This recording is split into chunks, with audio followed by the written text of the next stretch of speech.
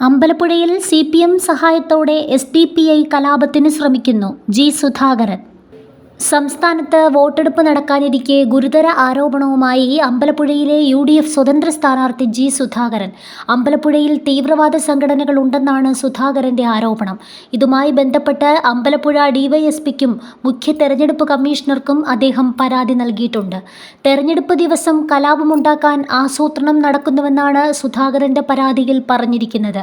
CPM സഹായത്തോടെ SDPI കലാപത്തിന് ശ്രമിക്കുകയാണ്. തനിക്ക് വോട്ട് ചെയ്യാനെത്തുന്നവരെ തടയുമെന്ന് നേതാക്കൾ പരസ്യമായി ഭീഷണിപ്പെടുത്തുന്നുവെന്നും പരാതിയിലുണ്ട്. അമ്പലപ്പുഴ CPM ഏരിയ കമ്മിറ്റി അംഗം പ്രശാന്ത് S. കുട്ടി, അരുൺ, SDPI ജില്ലാ സെക്രട്ടറി റിയാസ് K. പൊന്നാട് ഉൾപ്പെടെയുള്ളവർക്കെതിരെയാണ് പരാതി.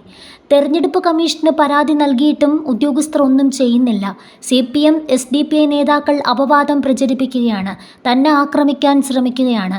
ഡ്രൈവർ പ്രദീപിന് വധഭീഷണിയുണ്ടെന്നും ജി സുധാകരന്റെ പരാതിയിൽ പറയുന്നു. ജി സുധാകരന്റെ പരാതി ലഭിച്ചതായി ആലപ്പുഴ SP മോഹനചന്ദ്രൻ വ്യക്തമാക്കി. പരാതിയിൽ അന്വേഷണം നടത്തുമെന്നും അദ്ദേഹം അറിയിച്ചു. തീവ്രവാദ സാന്നിധ്യം സംബന്ധിച്ച് IB സ്പെഷ്യൽ ബ്രാഞ്ച് റിപ്പോർട്ടുകളില്ല. അമ്പലപ്പുഴ DYSPക്ക് ഇന്നലെയാണ് സുധാകരൻ പരാതി കൈമാറിയത്.